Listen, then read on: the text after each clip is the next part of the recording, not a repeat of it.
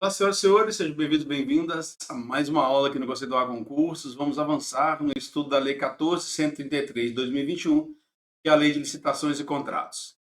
Na aula anterior, nós trabalhamos com o momento da apresentação das propostas e lances. Agora nós vamos cuidar do julgamento, a partir do artigo 59 da lei. Então, preciso que você abra o seu material, vá até o artigo 59, para que nós possamos ver mais alguns detalhes dentro dessa importante lei, com alguns aspectos também que considero bastante relevantes. É importante dizer que a Lei de Licitações e Contratos Administrativos ela é uma lei complexa, densa, que tem uma série de elementos que muitas vezes escapam do tipo de processo seletivo que nós vamos participar. Só que nós não temos, nem eu nem vocês, condições de previamente determinar o que é o mais importante na lei, o que vai cair, o que não vai cair. Nós sempre transitamos nas provas no âmbito da Polícia Militar do Estado de Minas Gerais, por exemplo, na superfície da lei. Pega-se aqueles pontos que não entram em grau de aprofundamento muito grande, porque a lei ela é permeada por legislações diversas que vão complementá-la, por decisões do Tribunal de Contas da União e muitas vezes decisões de tribunais de contas do Estado, espalhados pelos 26 estados da Federação e pelo Distrito Federal. Assim, nós estamos olhando a lei na sua superfície. Esse é o objeto do tratamento que estou dando nas nossas aulas. Com isso, quero que você pegue o seu artigo 59 para poder me acompanhar e eu vou te lembrar que nós vamos estudar aqui o julgamento. Mas, lá no artigo 17, nós aprendemos que o processo de licitação tem algumas fases. E essas fases são vistas do processo em sequência. Nós estudamos a fase preparatória já, estudamos a fase de divulgação do edital de licitação. No estudo, na aula anterior, estávamos na apresentação das propostas e lances, quando for o caso, é claro, e agora nós chegamos no julgamento.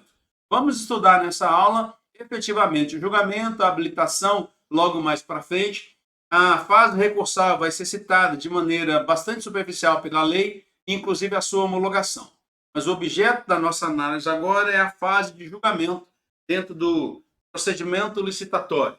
Diz assim o nosso artigo 59, justamente do julgamento da licitação. Serão desclassificadas as propostas que o licitante, na fase anterior, apresentou as suas propostas e lances. Essas propostas e lances serão julgadas. E elas poderão ser desclassificadas. Quando é que poderá haver uma desclassificação de uma proposta em um procedimento licitatório? Quando essa proposta tiver vícios insanáveis. Tem vícios, tem nulidade ali, não é possível corrigir, porque se trata de um vício insanável, a proposta ela vai ser desclassificada. Quando a proposta apresentada pelo licitante ela não obedecer às especificações técnicas pormenorizadas no edital, o edital fixa quais são as especificações técnicas que devem ser obedecidas, inclusive na formulação dessa proposta e lance. O licitante apresenta a sua proposta, mas ele não obedeceu aquelas especificações técnicas. Vai ser desclassificada a proposta. Quando apresentarem preços inexequíveis, às vezes o licitante, com uma vontade louca de ganhar aquela licitação, apresenta um preço muito baixo, mas muito baixo. E a administração já fez pesquisa de mercado e compreende a administração que esse preço apresentado, o fornecedor não vai conseguir bancar. É impossível. O preço por ele dado é um preço inexequível, não é um preço real, a sua proposta será desclassificada. Mas aqui eu tenho uma oração alternativa. Ou quando permanecerem os preços acima do orçamento estimado para a contratação. A administração tem um orçamento máximo para aquela contratação. Se o preço oferecido pelo licitante permanecer acima daquilo que é o orçamento estimado, essa proposta vai ser desclassificada.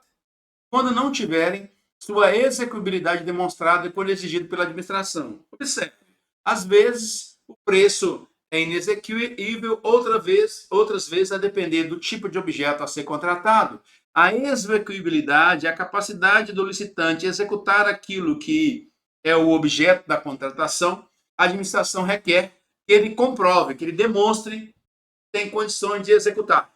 Então, não conseguiu demonstrar a sua execuibilidade, quando for exigido pela administração, é caso de desclassificação da proposta.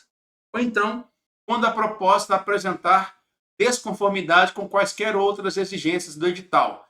Aqui tem um ponto relevante. A proposta apresentou uma desconformidade com qualquer outra exigência do edital, desde que essa desconformidade configure um vício insanável. Só haverá desclassificação na hipótese aqui citada, se houver uma desconformidade com o edital e que essa desconformidade seja insanável. Não é possível corrigir a desconformidade. Aí haveria a desclassificação da proposta.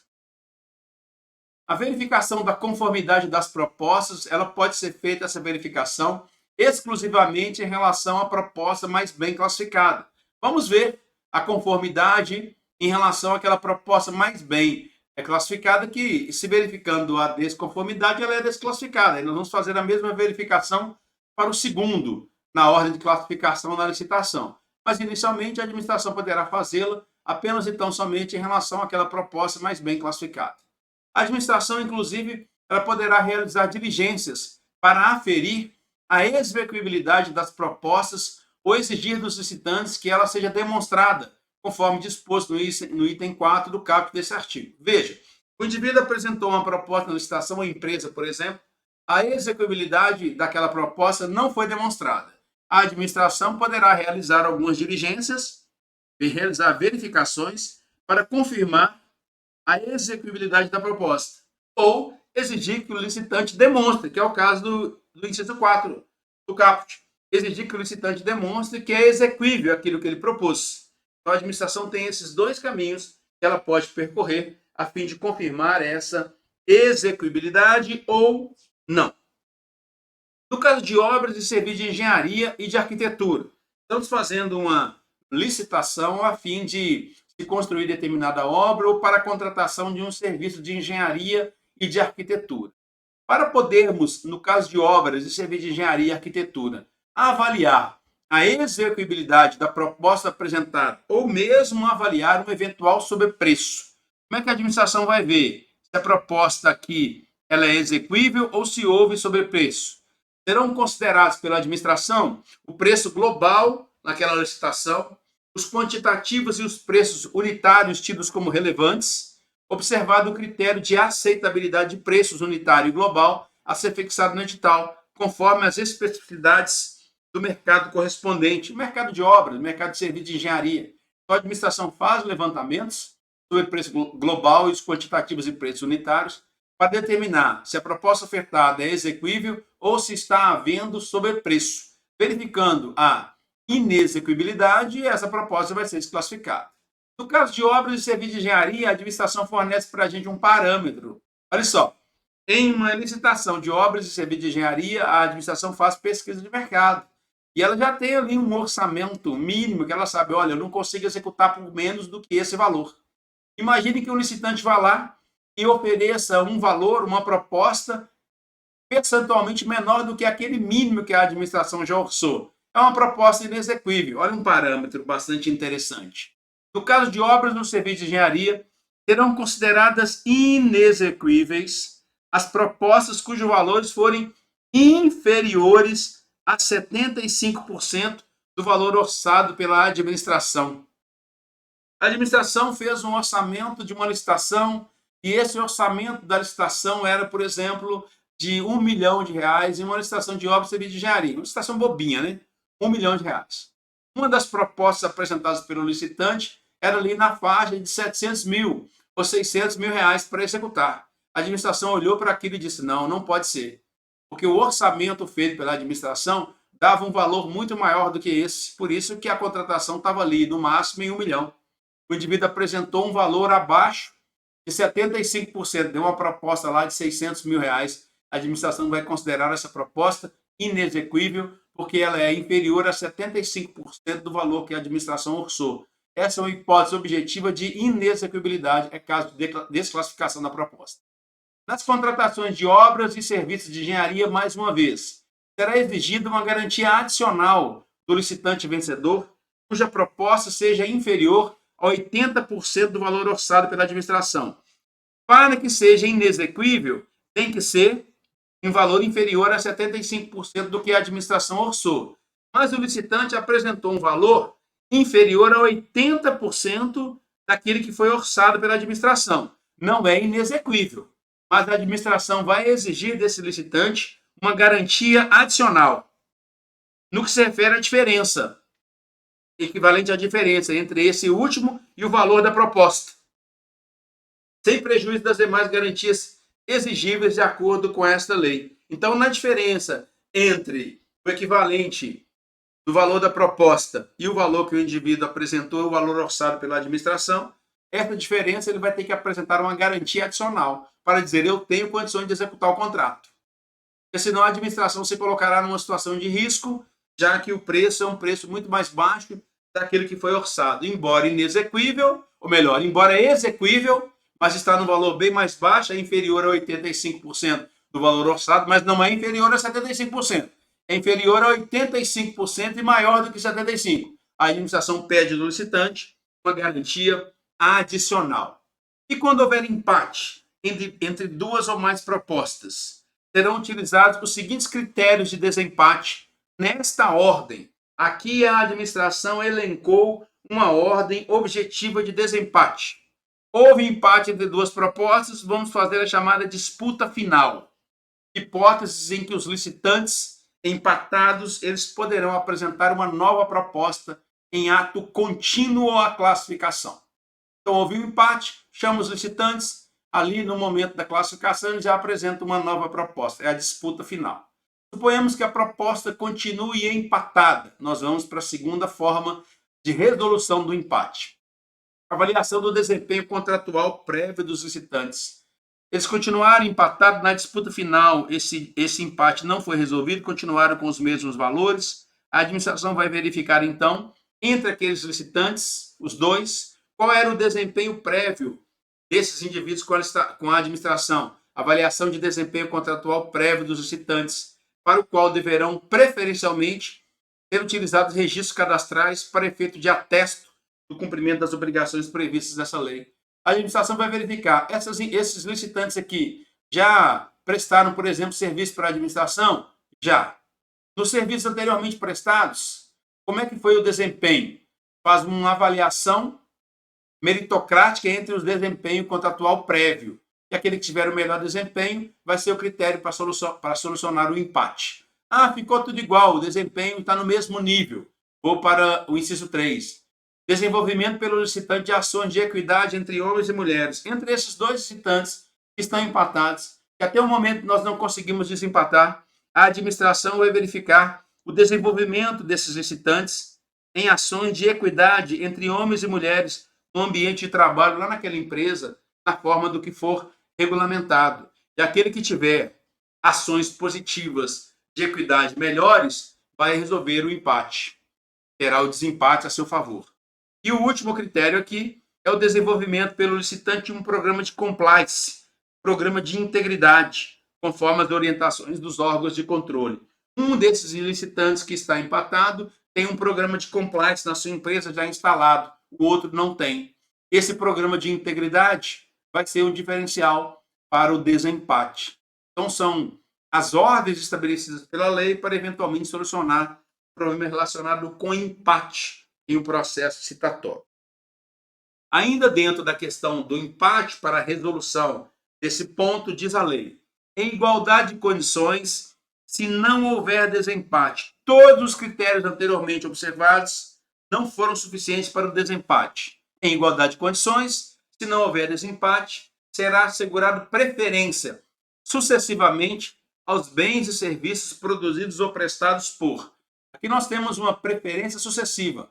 Olha a primeira, não resolveu, olha a segunda, olha a terceira e assim sucessivamente. É uma ordem de preferência quando não tiver ainda havido desempate. 1. Qual é essa ordem de preferência? Empresas estabelecidas no território do Estado ou do Distrito Federal do órgão ou entidade da administração pública estadual ou distrital licitante, ou no caso de licitação realizada por órgão ou entidade de município, no território do Estado em que este se localize. O Estado de Minas Gerais, a Polícia Militar fez uma licitação, licitantes de vários lugares do país participaram. No momento de solucionar aquela proposta, havia um empate, os critérios de desempate não foram suficientes, nós vamos aplicar a regra da preferência sucessiva. Vamos localizar, por exemplo, uma empresa, dentre aquelas que estavam licitando, está localizada no território do estado de Minas Gerais. Esse vai ser o vencedor. É a primeira forma de solucionar para desempatar, para dar a ordem de preferência. Ou empresas brasileiras participarem empresas estrangeiras e brasileiras, a ordem de preferência, o segundo critério, é empresas brasileiras. Ou empresas que investem em pesquisa no desenvolvimento de tecnologia no país. Pode ser uma empresa estrangeira, mas ela investe em tecnologia no país, no seu desenvolvimento, é uma preferência para solucionar o empate. Ou empresas que comprovem a prática da mitigação. Várias empresas participaram da licitação, está tudo empatado, todos os critérios, todas as formas de resolução, aí nós vamos para, sucessivamente, esse critério.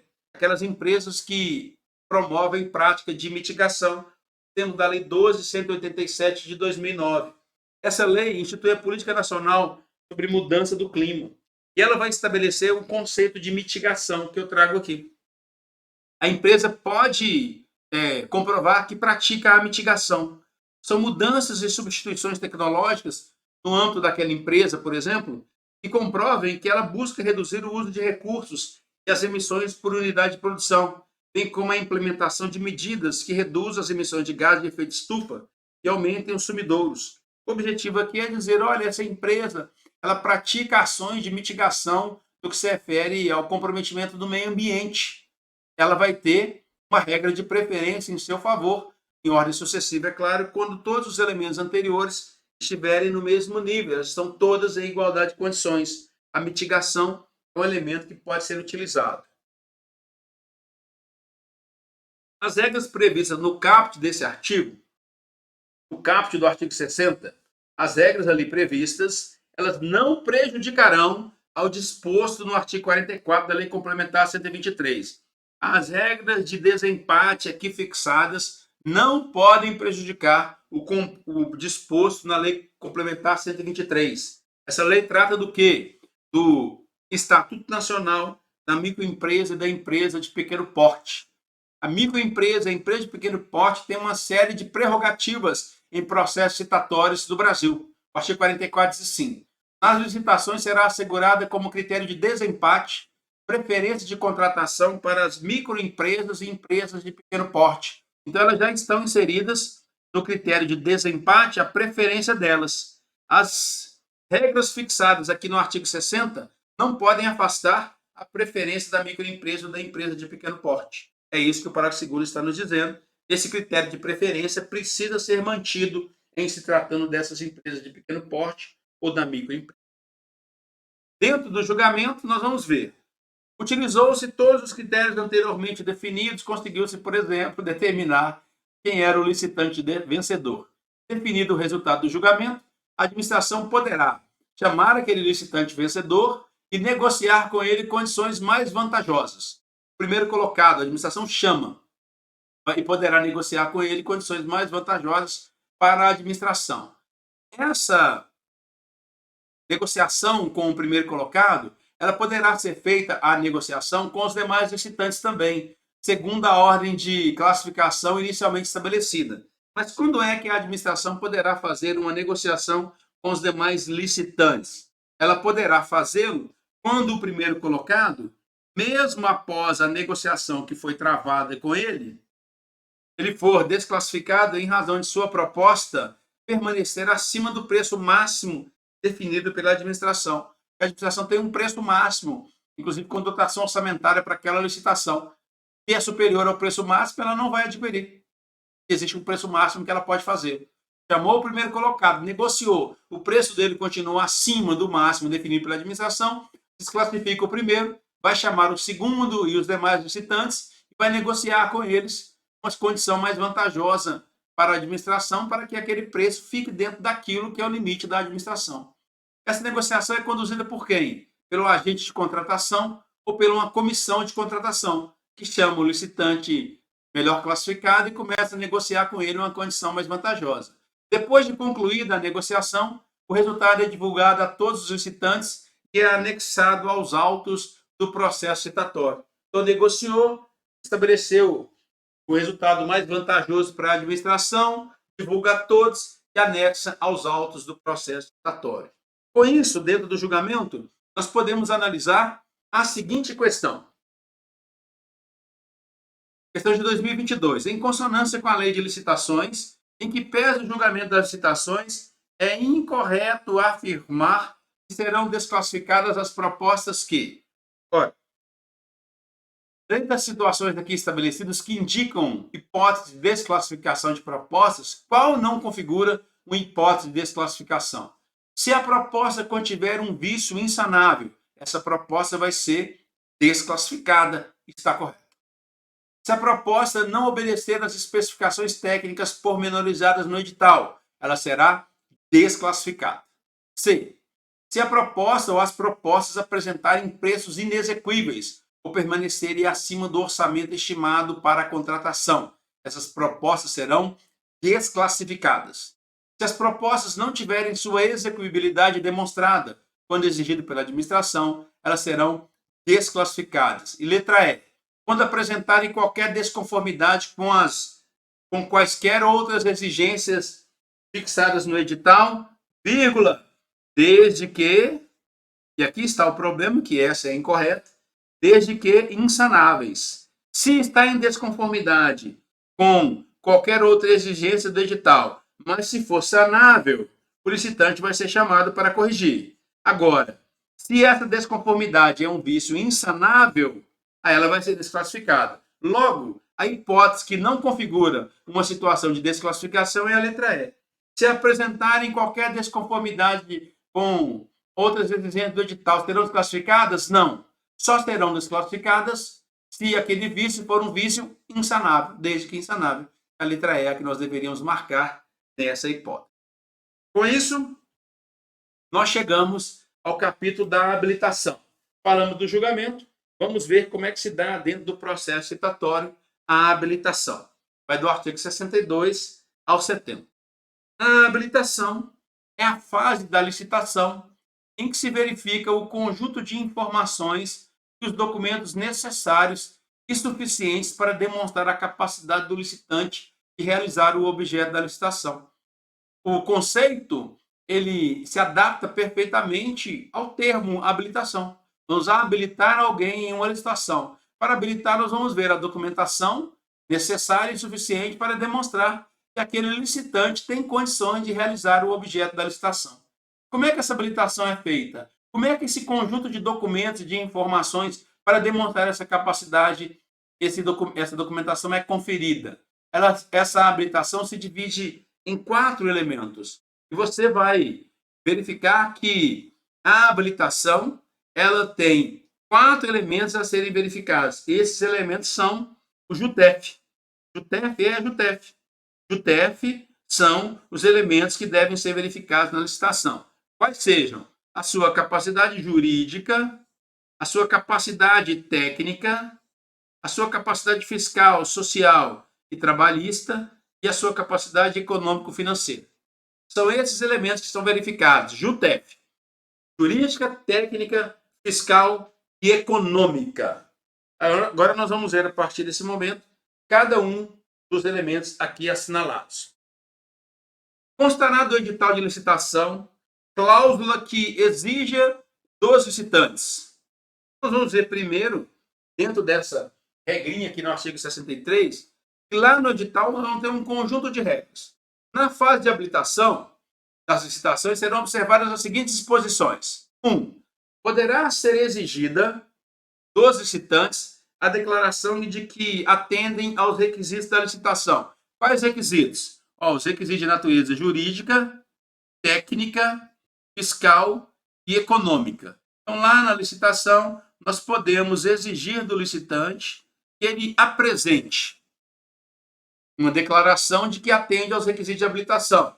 E o declarante responderá pela veracidade das informações prestadas na forma da lei. Então, a licitação pode exigir, na fase de habilitação, que ele declare que está totalmente de acordo com os requisitos. Apresenta a declaração e poderá ser responsabilizado pelas informações prestadas na forma da lei. Também na fase de habilitação das licitações, serão observadas as seguintes disposições. Será exigida a apresentação dos documentos de habilitação apenas pelo licitante vencedor, no primeiro momento. Quem vai apresentar os documentos de habilitação, natureza jurídica, técnica, fiscal e econômica, é o licitante vencedor, exceto quando a fase de habilitação anteceder a de julgamento. Aí faz todo sentido, né? A fase de habilitação, em alguns casos, nós já aprendemos isso, ela pode anteceder a fase de julgamento. Se ela anteceder a fase de julgamento, todo mundo que participou vai apresentar os documentos de habilitação, porque só depois que será julgada aquela licitação. Agora, se a fase de julgamento ela ocorre, ou melhor dizendo, a fase de habilitação, nesse caso, acontecer depois do julgamento, nós vamos exigir a documentação apenas do licitante vencedor. Se ele não tiver, ele é desclassificado, a gente chama o próximo. Além disso, serão exigidos documentos relativos à regularidade fiscal, em qualquer caso, somente em momento posterior ao julgamento da proposta. Aqui tem um detalhe, e apenas do licitante mais bem classificado. Os documentos relativos à regularidade fiscal daquele licitante, em qualquer caso, só será exigido em momento posterior ao julgamento, só depois do julgamento. Só será exigido regularidade fiscal do licitante mais bem classificado. Os outros não. Aí, se ele for eliminado, nós vamos chamar os demais. Aí apresenta a documentação.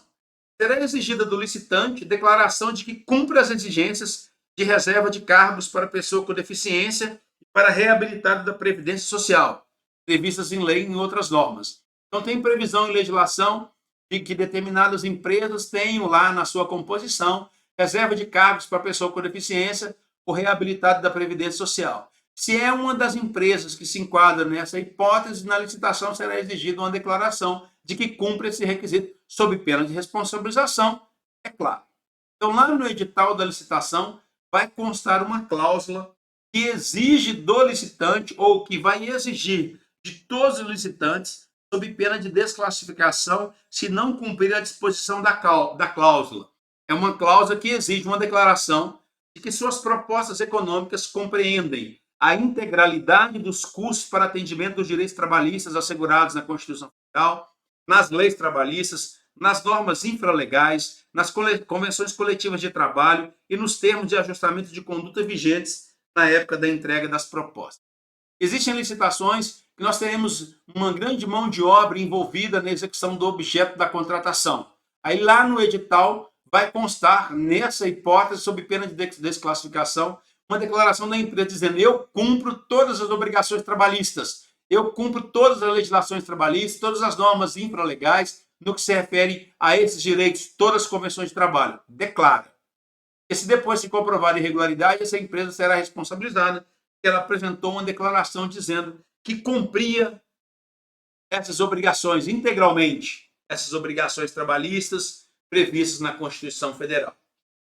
Quando a avaliação prévia do local de execução for imprescindível para o conhecimento pleno das condições, peculiaridades do objeto a ser contratado. Aqui eu quero fazer uma parte. Durante um tempo, no Centro Odontológico da Polícia Militar, foram desenvolvidos muitos projetos buscando a readequação daquele espaço. A unidade está em reforma ainda, melhorando a condição de trabalho, mas as grandes reformas nunca foram feitas, por diversas razões. A principal delas é a ausência da capacidade econômica do Estado para executar. Tudo bem, deixemos isso de lado. Mas, em muitos casos, foram feitas licitações para a contratação de um projeto arquitetônico para uma reforma futura. Nessas licitações, em alguns casos, seria possível exigir que o licitante conhecesse o local ou declarasse que conhece o local. Porque isso é importante numa unidade como aquela, em que o prédio é tombado. O espaço lá é um espaço tombado pelo patrimônio público. O licitante precisa saber disso, porque senão ele vai entrar num enrascado. Ele vai lá participar de uma licitação, vai apresentar um preço que ele acha ótimo para ele, é um preço adequado pela administração, a proposta, só que na hora que ele chega no local, ele descobre que aquilo ali é um patrimônio tombado e que tem uma série de legislações, de autorizações que devem ser cumpridas, e aquilo que inicialmente parecia um bom negócio, ao longo do tempo se torna um negócio prejudicial para o licitante, que ele não consegue nem executar. A administração, sabendo disso, vai exigir em algumas situações que o licitante faça uma vistoria prévia ou que ele declare que tem conhecimento do local onde as atividades serão desenvolvidas. Quando a avaliação prévia do local para execução for imprescindível para o conhecimento pleno das condições e peculiaridades do objeto a ser contratado, o edital poderá prever, sob pena de inabilitação, a necessidade de o licitante atestar que conhece o local e as condições de realização da obra ou serviço. Eu sei no que eu estou me metendo. Ele declara, assegurando a ele o direito, inclusive, de fazer uma vistoria prévia.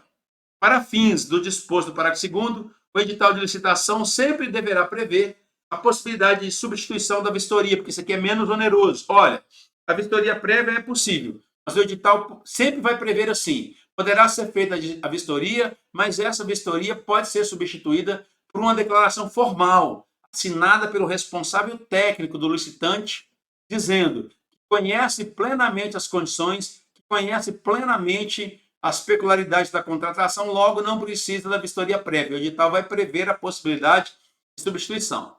Para os fins ainda do parágrafo 2º, se os licitantes optarem por uma vistoria prévia, a administração deverá disponibilizar data e horário diferentes para os eventuais interessados. Os licitantes decidiram fazer a vistoria prévia. A administração vai disponibilizar data e horário diferentes. Em uma licitação em que eu estava encabeçando, presidindo a licitação, tinha previsão de, inclusive, fazer vistoria prévia. Alguns licitantes fizeram a vistoria prévia. Iam lá, verificavam a situação e atestavam que a vistoria prévia havia sido feita e juntava a documentação do processo licitatório, justamente para que o licitante não possa argumentar depois que ficou oneroso demais para ele aquela contratação. Ele sabia onde ele estava se metendo. Após a entrega dos documentos para habilitação, não será permitida a substituição de documentação ou a apresentação de novos documentos. Alto lá, vamos pensar nisso aqui com calma. Não será permitida a documentação como regra. Existem exceções à regra. Então aqui está dizendo não é de maneira absoluta. Nunca poderá haver a substituição de documento. Está errado. Poderá haver em situações bem peculiares. Vamos na regra. Entregou os documentos para habilitação. Não será permitida a sua substituição. Não será permitida a apresentação de novos documentos. Os documentos são os que foram apresentados, ponto. A não ser que, em sede de diligências para complementação de informações acerca dos documentos já apresentados pelos licitantes. Apresentou documentos, mas precisa ali esclarecer ou complementar a informação sobre aquele documento já apresentado. E desde que necessária para apurar fatos existentes à época da abertura do certame. Aí seria possível uma complementação, mesmo depois da entrega dos documentos para habilitação. Quando seria possível também a apresentação de documentação posterior, em sede de diligência, para a atualização de documentos cuja validade tenha expirado após a data do recebimento das propostas. Tem muitas certidões que têm um prazo de validade muito curto. Então, apresentou a proposta, mas o documento venceu. Aí, em sede de diligência, poderia ser juntado um documento atualizado, em substituição àquele anterior. Essas são as duas hipóteses em que documentos podem ser apresentados no processo licitatório após a entrega na habilitação. Só nessas situações. Na análise dos documentos de habilitação, a comissão de licitação poderá sanar erros ou poderá sanar falhas que não alterem a substância dos documentos e sua validade jurídica, mediante despacho fundamentado, registrado e acessível a todos, atribuindo-lhes eficácia para fins de habilitação e classificação. Às vezes o documento tem apenas uma falha, tem apenas um erro ali naquela documentação, mas que não compromete a substância do documento. A administração vai lá, inclusive no processo citatório, e vai, mediante o despacho fundamentado, dizer que o documento cumpre os requisitos para os fins a que se destina, que é a habilitação e classificação. E aquele despacho é juntado nos autos, acessível a todo mundo, tratando da regularidade da documentação para corrigir erros ou falhas. Quando a fase de habilitação anteceder a de julgamento, e é possível que ela anteceda a fase de julgamento, essa inversão, e ela já tiver sido encerrada, não caberá exclusão de licitante por motivo relacionado à habilitação. Veja bem, quando a fase de habilitação ocorrer antes do julgamento e essa fase de habilitação já tiver sido encerrada. Lá no julgamento, portanto, já que a fase de habilitação acabou, não caberá exclusão de licitante por motivo relacionado à habilitação, porque ela já se encerrou. a não ser em razão de fatos que surgiram depois, fatos supervenientes ou fatos que foram conhecidos somente após o julgamento. Isso é uma exceção.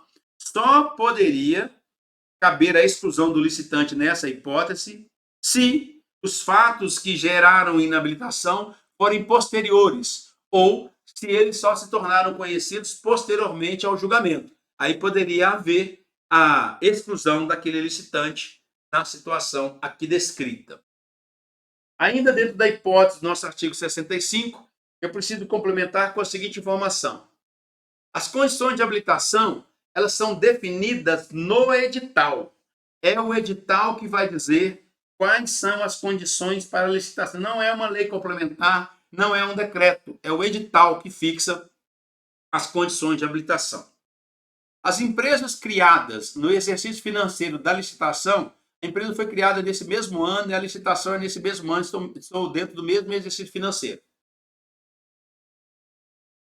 Essas empresas criadas nessa situação deverão atender todas as exigências da habilitação e, nesse caso, elas ficarão autorizadas a substituir os demonstrativos contábeis pelo balanço de abertura. Elas ainda não têm os demonstrativos contábeis, então substitui pelo balanço de abertura. Além disso, é importante considerar, nessa situação relacionada com empresas que foram criadas no mesmo exercício financeiro, elas vão ver a regra do parágrafo 2º da habilitação. A habilitação poderá ser realizada por processo eletrônico de comunicação à distância, nos termos previstos no regulamento. Então, pode ser por um mecanismo eletrônico à distância também, que faça a habilitação da empresa no processo citatório. Nós sabemos que no processo de habilitação, esse processo de habilitação vai considerar a habilitação jurídica, a habilitação técnica, a habilitação fiscal e a habilitação econômica. Então, são esses elementos que serão verificados na habilitação jurídica, técnica, fiscal e econômica, econômico-financeira. Eu vejo aqui a habilitação jurídica, que é a primeira, visa demonstrar a capacidade do licitante exercer direitos e assumir obrigações.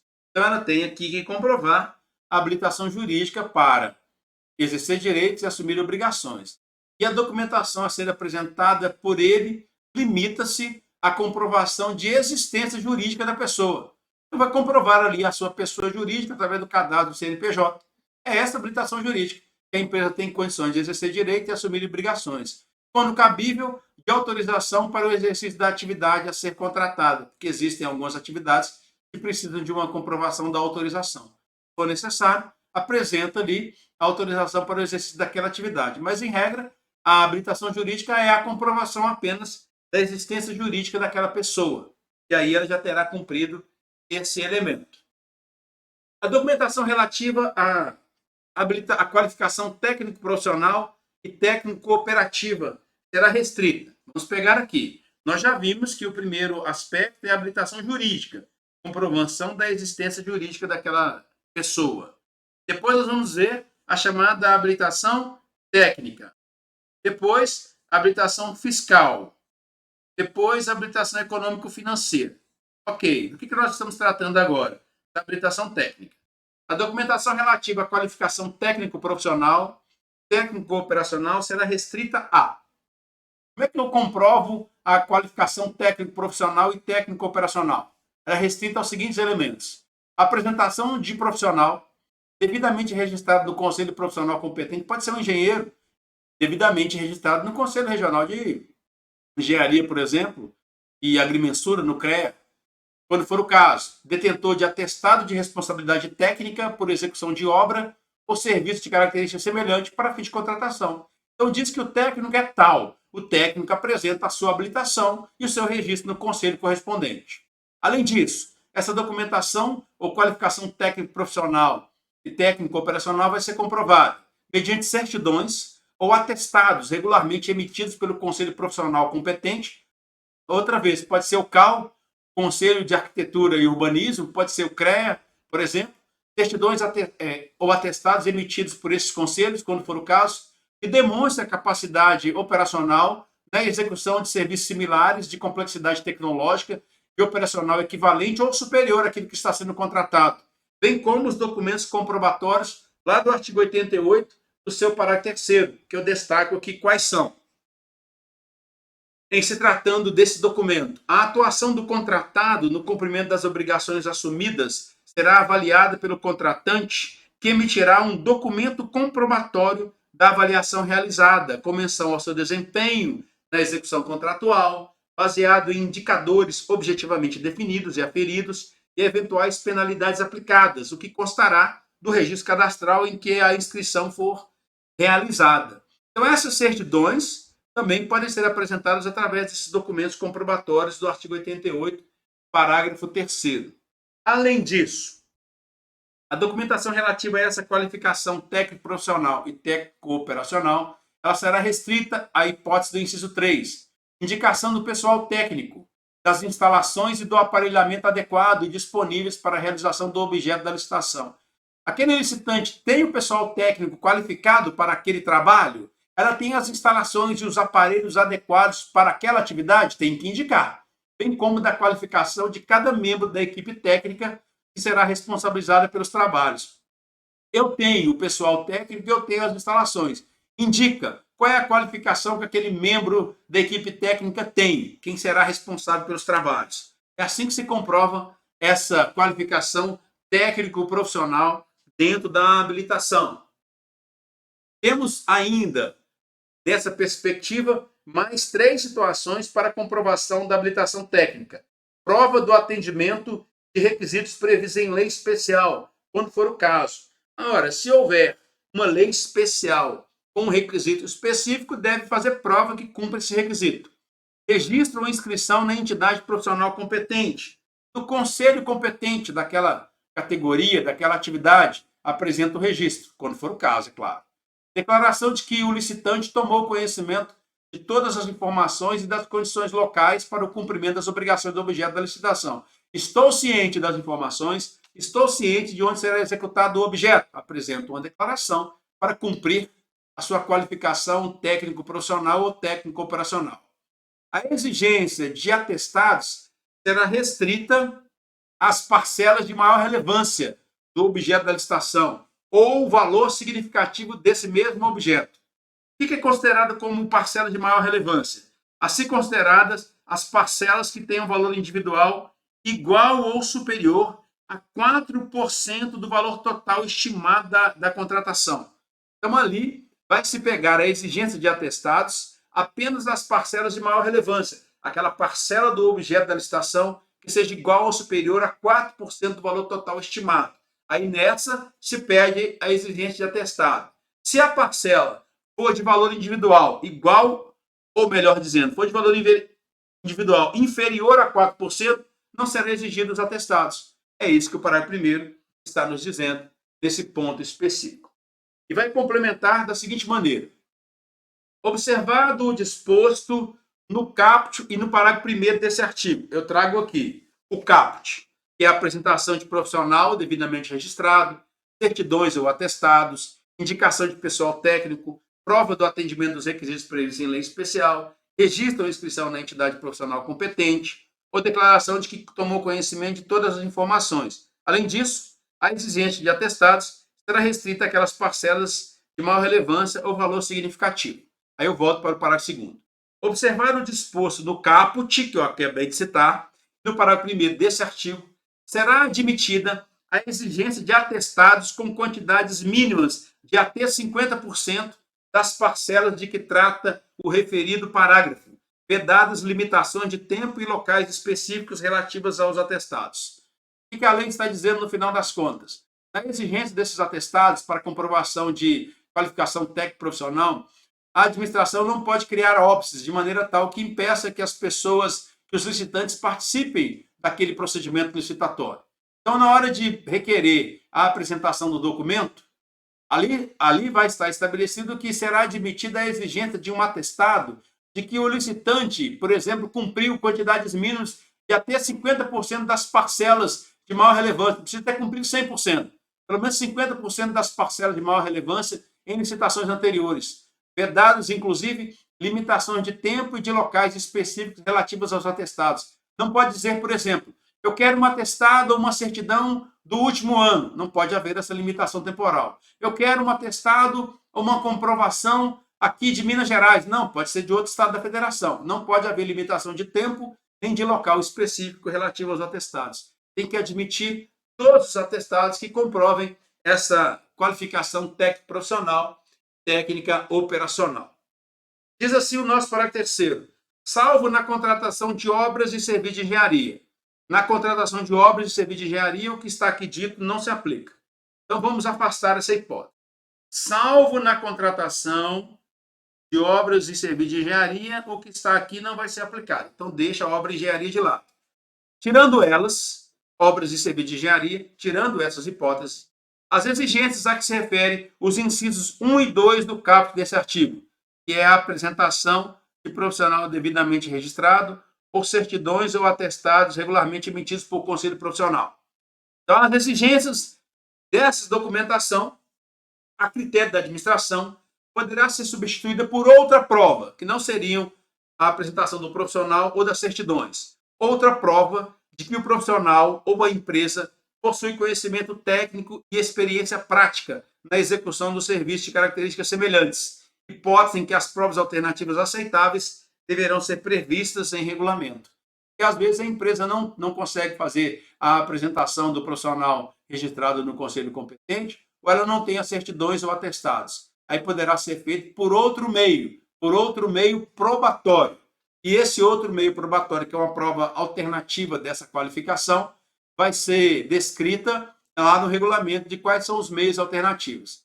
Essa situação dos meios alternativos de prova não se aplicam para obras de serviço de engenharia. Para obras de serviço de engenharia tem que apresentar todas essas certidões. É o que o parágrafo 3º está a nos dizer sobre esse elemento.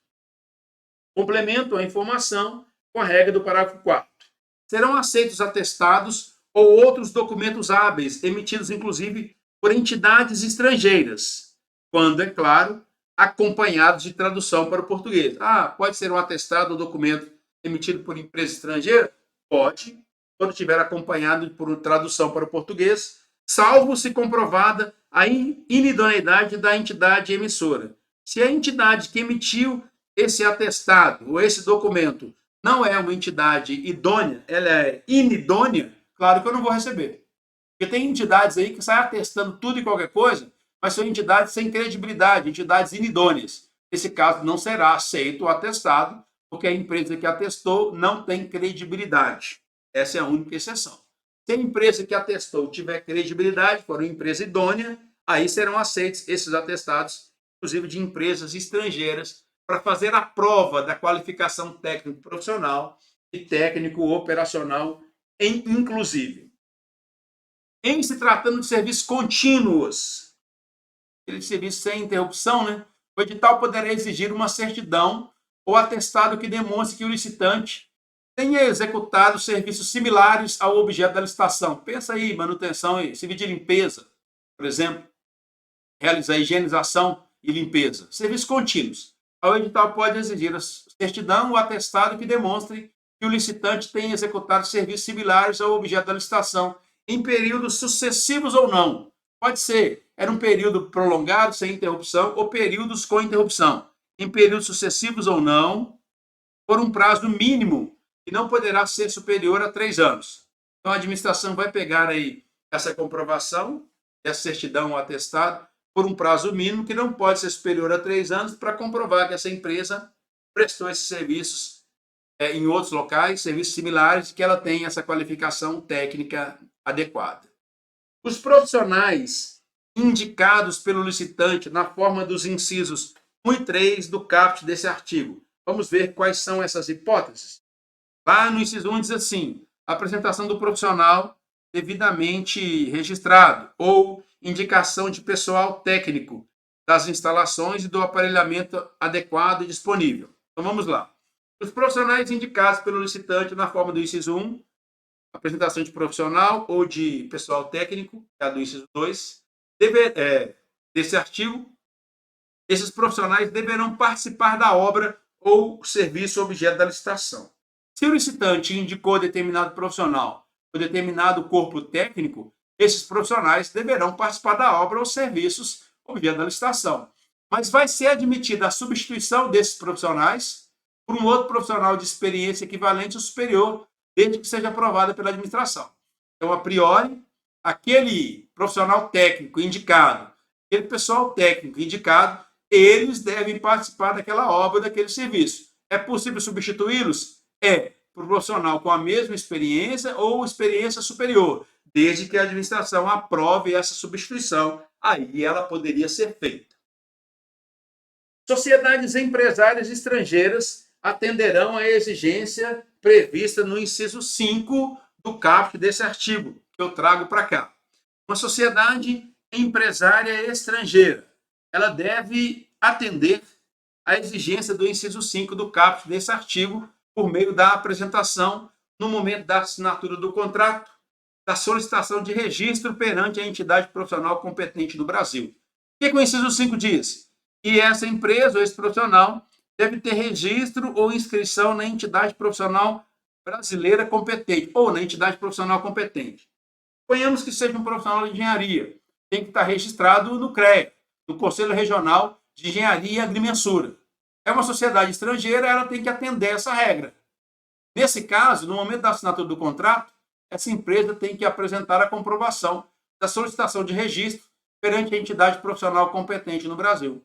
Aí estaria cumprido o requisito nesse aspecto de habilitação técnica. Em se tratando de sociedade empresária estrangeira, a hipótese aí do nosso parágrafo 6. Ainda nesse contexto, será admitida a exigência da relação dos compromissos assumidos pelo licitante, que importem em diminuição de disponibilidade de pessoal técnico, referido nos incisos 1 e 3 do caput desse artigo. Vamos compreender o seguinte aspecto: a empresa tem que apresentar seu corpo técnico. Só que ao longo da prestação de serviço, a empresa pode ter, por alguma razão, uma diminuição da sua capacidade, inclusive capacidade humana, de profissionais. Ela vai ter que apresentar para a administração que houve a redução e a justificativa. É o que diz o parágrafo 8º. Será admitida a exigência da relação dos compromissos que aquele licitante assumiu, outros compromissos, que importem em diminuição da disponibilidade do pessoal técnico, foi citado nos incisos 1 e 3 do caput, que é a apresentação do profissional e que é a apresentação, inclusive, daquele corpo técnico. Nesse caso, a empresa tem que apresentar necessariamente quais foram os compromissos por ela assumidos que implicaram na redução desse pessoal técnico competente. E acrescenta a regra do nosso parágrafo 9º. O edital poderá prever, para os aspectos técnicos específicos, que a qualificação técnica seja demonstrada por meio de atestados relativos a potencial subcontratado. Ora, tem previsão, da licitação, em alguns casos, de ter subcontratação. Então, o edital, nesse caso em que ele admite a subcontratação, ele vai poder prever, para os aspectos técnicos específicos, que a qualificação técnica seja demonstrada por meio de atestados relativos a um potencial subcontratado, limitado a 25% do objeto a ser licitado. Então, a subcontratação poderá alcançar no máximo 25% do objeto a ser licitado, hipótese em que mais de um licitante poderá apresentar um atestado relativo ao mesmo potencial subcontratado, desde que se refira a, no máximo, 25% de subcontratação do objeto a ser licitado. Parágrafo 10 vai trazer um complemento importante dentro da estrutura do nosso artigo 67, é um artigo muito longo, tem uma série de complexidades a ser consideradas. Aí diz o parágrafo 10 o seguinte: em caso de apresentação por licitante de atestado de desempenho anterior emitido em favor de consórcio. Então, o licitante atuou em uma licitação anterior em consórcio, que ele fez parte daquele consórcio. Então, ele apresentou um desempenho anterior de ter participado em um consórcio. Se o atestado ou o contrato de constituição do consórcio não identificar a atividade desempenhada por cada consorciado de maneira individual, para poder comprovar essa qualidade técnica, serão adotados os seguintes critérios na avaliação dessa sua qualificação técnica. Quando o edital, ou quando o atestado ou o contrato não consegue identificar a atuação de cada consorciado individualmente. Aí a regra vai ser a seguinte, para definir a qualificação técnica. Caso o atestado tenha sido emitido em favor de consórcio homogêneo. Consórcio homogêneo aqui citado se refere àquelas empresas que têm um objeto similar, que atuam na mesma área. Então, caso tenha um consórcio homogêneo com empresas que trabalham na mesma área, as experiências atestadas deverão ser reconhecidas para cada empresa consorciada, na proporção quantitativa de sua participação no consórcio. Já que elas trabalham na mesma área, a qualificação técnica vai ser demonstrada para cada empresa na proporção daquilo que elas atuam em cada consórcio, salvo nas licitações para a contratação de serviços técnicos especializados de natureza predominantemente intelectual, porque é uma contratação muito específica. Nesse caso, as experiências atestadas deverão ser reconhecidas para cada uma das empresas consorciadas, em se tratando de atividade de natureza predominantemente intelectual. Isto dentro do contexto das licitações homogêneas, ou dos consórcios homogêneos. Agora, caso o atestado tenha sido emitido em favor de um consórcio heterogêneo, e um consórcio heterogêneo envolve empresas que atuam em determinadas áreas, em determinados setores de atividade, que possuem qualificações diferentes, que não se confundem, por isso que ele é heterogêneo. Nesse caso, as experiências atestadas deverão ser reconhecidas para cada consorciado de acordo com seu respectivo campo de atuação, inclusive nas licitações para a contratação de serviços técnicos especializados de natureza predominantemente intelectual. A comprovação da qualificação técnica é para cada empresa, para cada consorciado, de acordo com sua área de atuação. Na hipótese do parágrafo 10, que nós acabamos de estudar, na comprovação da qualificação técnica para empresas que estão atuando em consórcio. Nessa hipótese, para fins de comprovação do percentual de participação daquela empresa naquele consórcio, do consorciado, caso este não conste expressamente do atestado ou da certidão, caso o percentual de participação naquele consórcio não esteja descrito expressamente no atestado ou na certidão, deverá ser juntada ao atestado ou à certidão uma cópia do instrumento de constituição do consórcio, porque nesse instrumento vai estar especificado o percentual de participação de cada consorciado. Através desse instrumento é que nós vamos conseguir determinar a participação de cada uma das empresas, por exemplo, naquele consórcio. Diz assim o nosso parágrafo 12. Na documentação de que trata o inciso 1 do caput desse artigo, qual é a documentação? Apresentação de profissional devidamente registrado no conselho profissional competente, quando for o caso. Esse profissional deve ser um detentor de atestado de responsabilidade técnica por execução de obra ou serviço de características semelhantes. No caso da documentação aqui referida no inciso 1, não serão admitidos atestados de responsabilidade técnica de profissionais que, na forma do regulamento, tenham dado causa à aplicação das sanções previstas nos incisos 3 e 4 do artigo 156. Observe, o profissional, no passado, ele participou de uma licitação qualquer e esse profissional atestou alguma coisa, a licitação ocorreu, mas a licitação foi um desastre e acabou gerando punição para a empresa de que aquele profissional trabalhava. E a empresa foi punida, por exemplo, com impedimento de licitar e contratar, ou ela foi punida com declaração de inidoneidade para licitar ou contratar, em razão, inclusive, da atuação daquele profissional técnico. Então, eu volto para o parágrafo 12. Nesse caso da apresentação de profissional devidamente registrado, não será admitido atestado de responsabilidade técnica de profissionais que, na forma do regulamento, já tenham dado causa no passado à aplicação das sanções de impedimento de licitar e contratar ou de declaração de inidoneidade para licitar ou contratar, em decorrência da orientação por ele proposta, de orientação proposta em decorrência de prescrição técnica ou por qualquer ato profissional de sua responsabilidade. Faz todo sentido, né? Em uma licitação anterior, ele emitiu um parecer, ele emitiu um atestado, uma manifestação técnica que gerou punição para a empresa.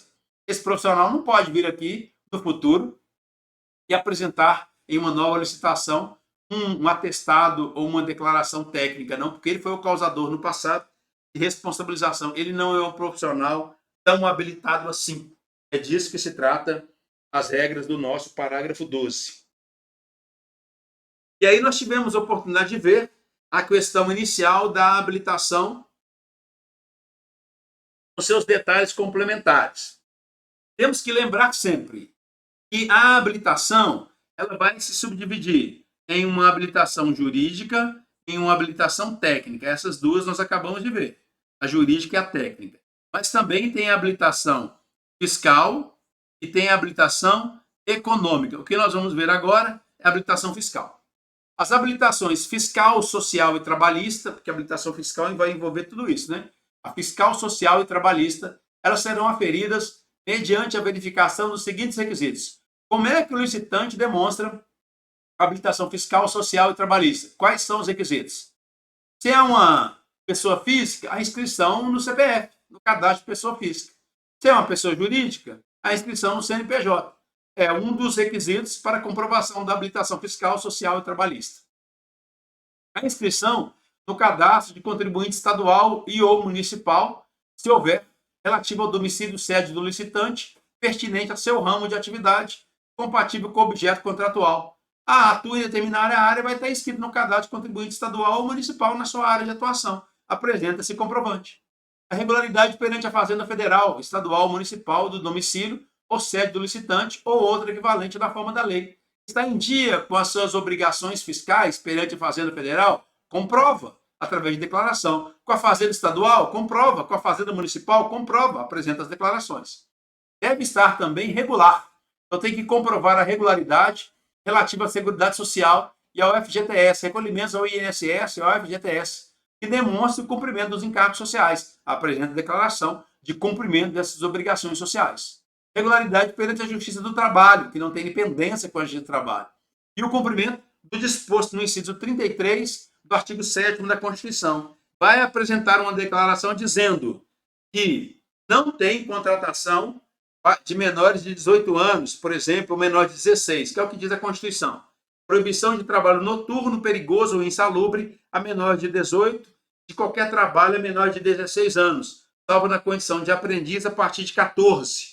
Então, vai apresentar uma declaração que não tem menores de 18 anos de trabalho noturno, perigoso ou insalubre, que não tem menor de 16 trabalhando, a não ser que seja o menor aprendiz a partir dos 14 anos. Mas tem que apresentar essa declaração de habilitação fiscal, social e trabalhista. Assim restou estabelecido. Os documentos referidos nos incisos do caput desse artigo, eles poderão ser substituídos. Os documentos aqui referidos poderão ser substituídos ou supridos. No todo ou em parte, substitui totalmente ou parcialmente, supre totalmente ou parcialmente, por outros meios hábeis a comprovar a regularidade do licitante, inclusive o meio eletrônico. Se tiver um outro meio hábil, ele não precisa apresentar essa documentação física.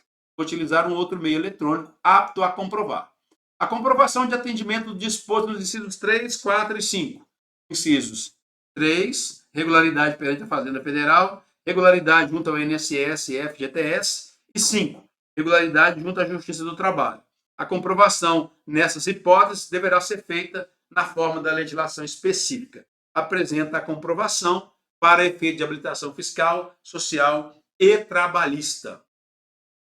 Lembrando, portanto, que na habilitação nós temos uma habilitação jurídica, nós temos uma habilitação técnica, uma habilitação fiscal e uma habilitação econômica.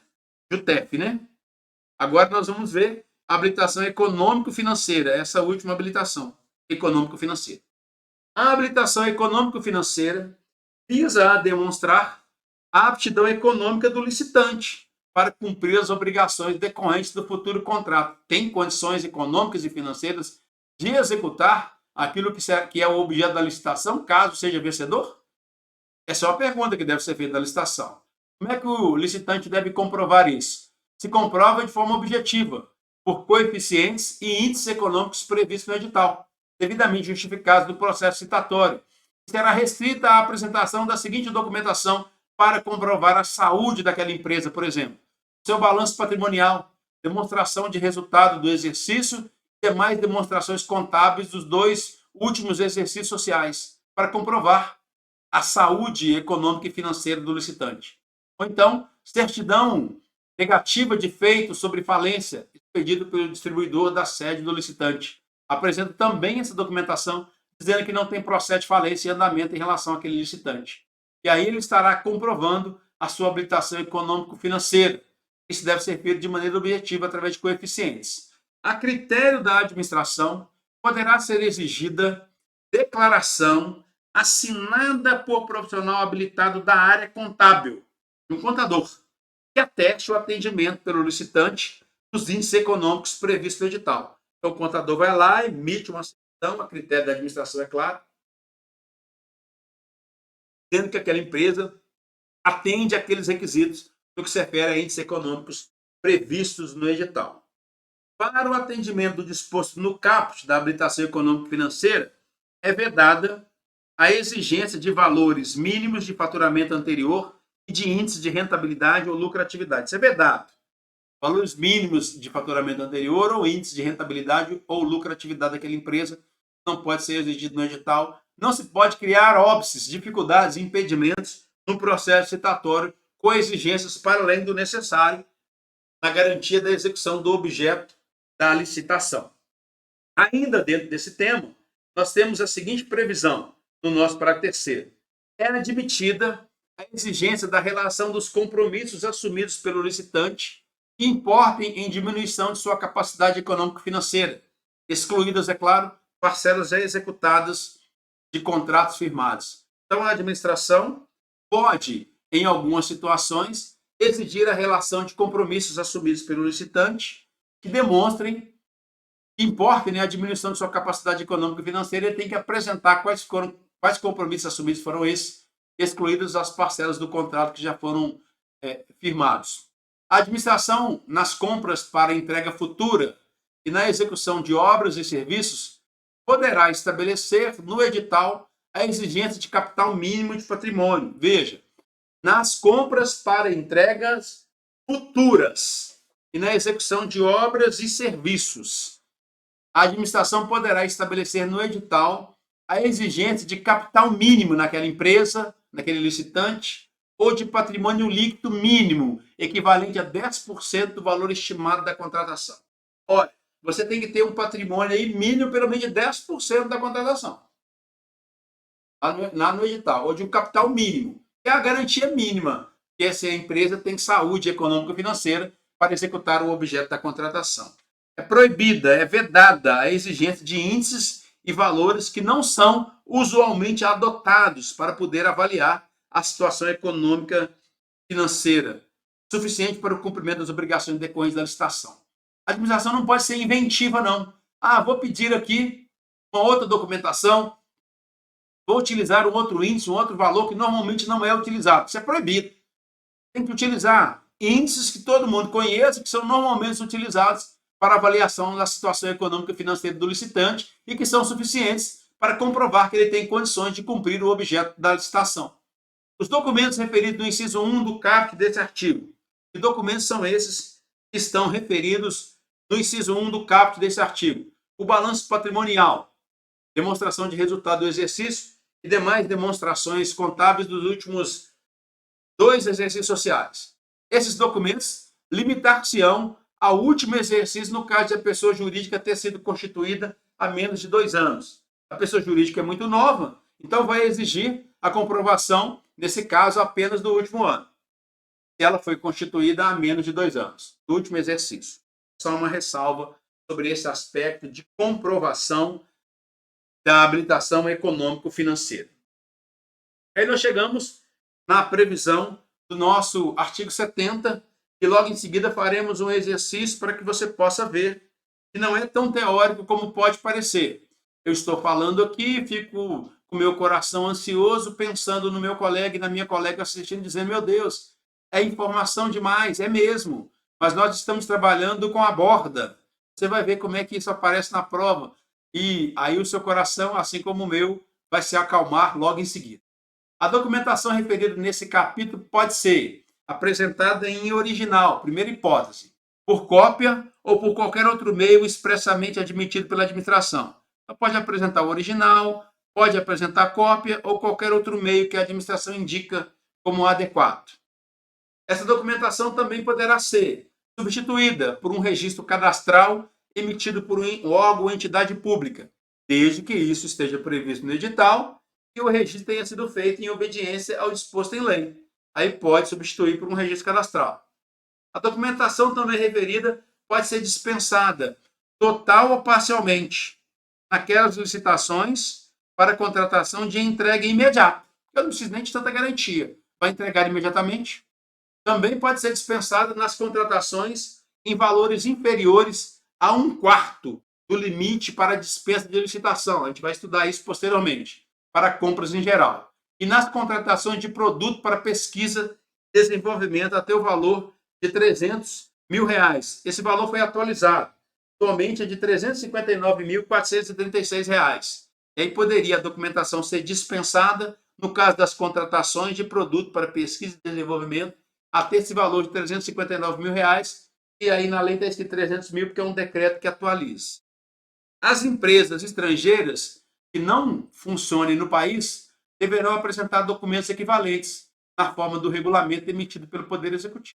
Tem que apresentar uma documentação equivalente. Tratamos aqui de uma série de informações dentro da habilitação. Nós vamos ver agora, apenas a título de ilustração, algumas situações para amadurecer o nosso entendimento. Olha essa questão do ano de 2023.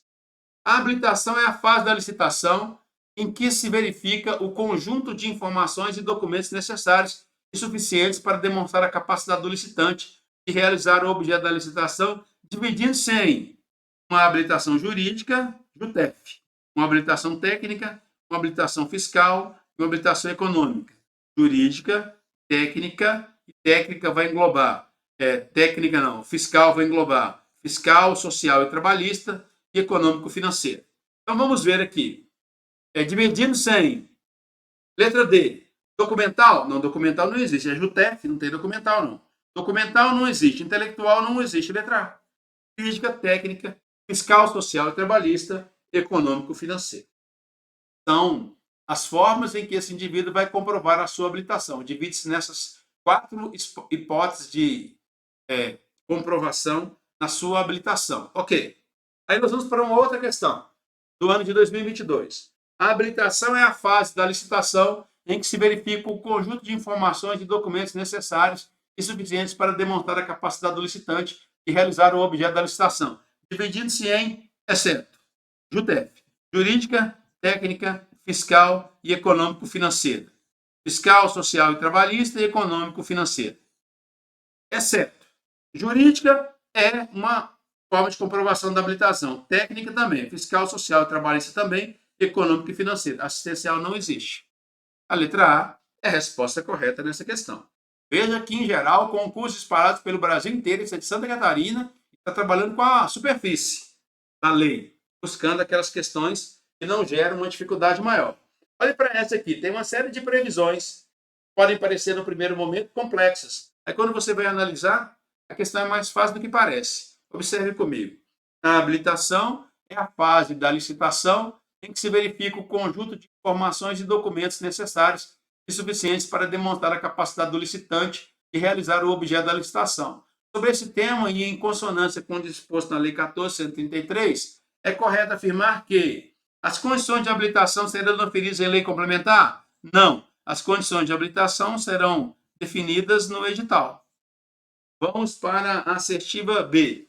A substituição ou apresentação de novos documentos é vedada sob qualquer hipótese? Sobre qualquer hipótese é muito extremo. Eu desconfiei. Diz assim, é vedada em toda e qualquer situação após a entrega da documentação para habilitação? Não, não é vedado em toda e qualquer hipótese, não. É possível fazer em caso de diligência. Então, cabe em caso de diligências. Por isso que a B está incorreta. Vou saltar a letra C. Vou para a D. O edital de licitação, quando a avaliação prévia do local de execução for imprescindível para o conhecimento pleno das condições e peculiaridades do objeto a ser contratado, poderá prever, sob pena de inabilitação, o pagamento de seguro-garantia? Não tem nada disso. Poderá prever, sob pena de inabilitação, a necessidade do licitante atestar que conhece o local. E não é garantia de 50%. É ele comprovar que conhece o local. Letra C. A fase de habilitação divide-se em jurídica, técnica, fiscal, social e trabalhista e econômico-financeira, JUTEF. É nisso que essa fase se divide. C é a resposta correta. Você percebeu aqui, então, de 3 questões que nós acabamos de fazer em concursos variados do território nacional, a resposta basicamente era habilitação jurídica, técnica, fiscal, social e trabalhista e econômico-financeiro. Todas elas, a resposta foi a mesma, que normalmente se pega no aspecto da borda da matéria de licitações e contratos em virtude da sua complexidade. Para fechar a nossa apresentação de hoje, nós vamos analisar o encerramento da licitação na regra fixada em nosso artigo 71.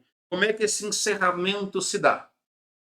Encerradas as fases de julgamento e de habilitação, depois tem aquela fase recursal, né?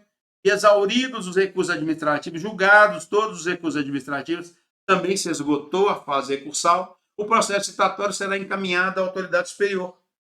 Essa autoridade superior poderá, aqui nós temos o ordenador de despesa, né, como autoridade superior. O que ele poderá fazer? Determinar o retorno dos autos para saneamento de irregularidades. Igual no processo administrativo, detectou irregularidades, volta para corrigi-las.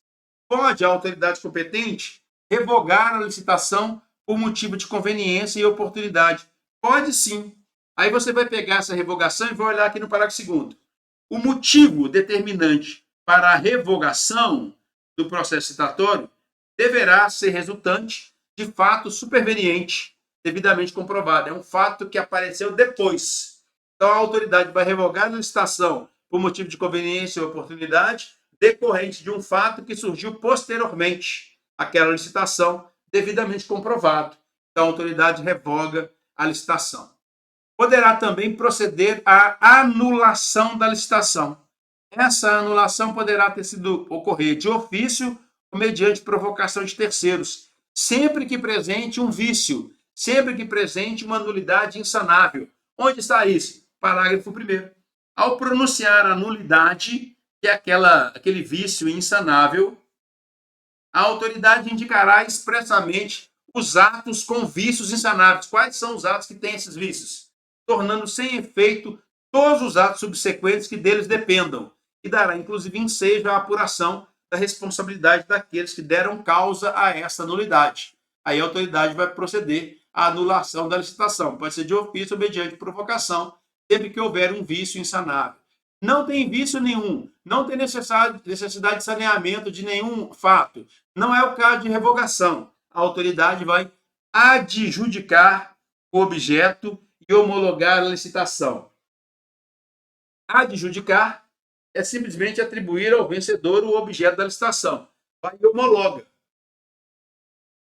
encerrando o processo citatório. É isso que a autoridade competente pode fazer.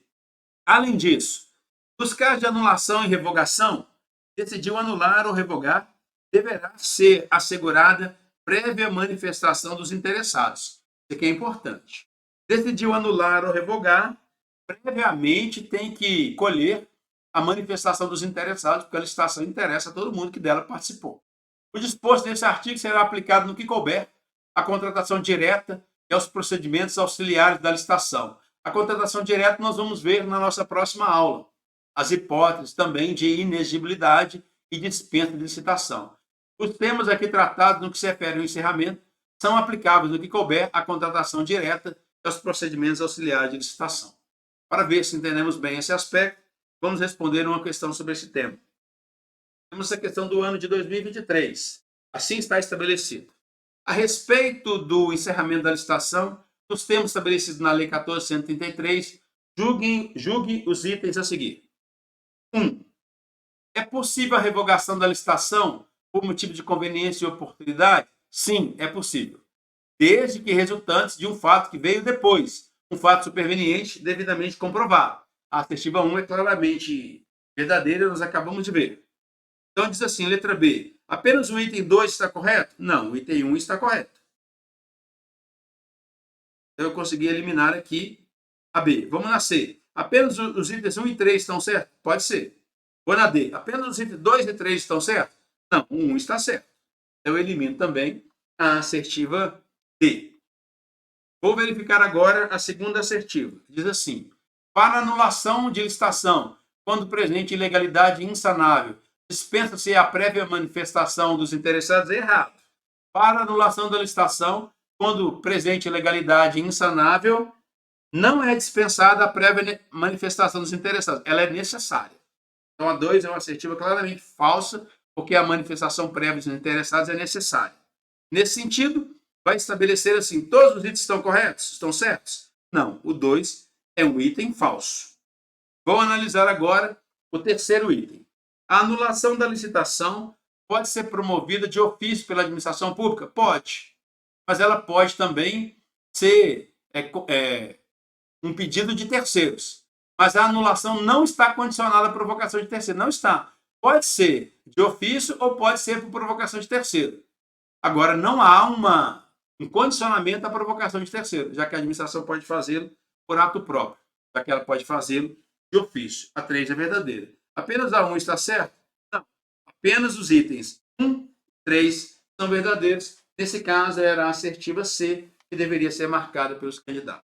Lembrem-se aqui que na forma com que eu estou apresentando a lei de licitações, consolidando o entendimento com questões, é para indicar para você como isso tem sido cobrado em nossas provas. Você deve ter visto também que nesse tema específico eu não localizei questões das bancas da Polícia Militar do Estado de Minas Gerais, porque de fato não teve uma abordagem desse tema. Eu trouxe de outros concursos para que, caso venha a aparecer, você já esteja preparado para responder. Com esta questão, eu encerro a apresentação de hoje sobre licitações e contratos e aguardo todos vocês brevemente com mais um conteúdo. Fiquem muito bem e até lá.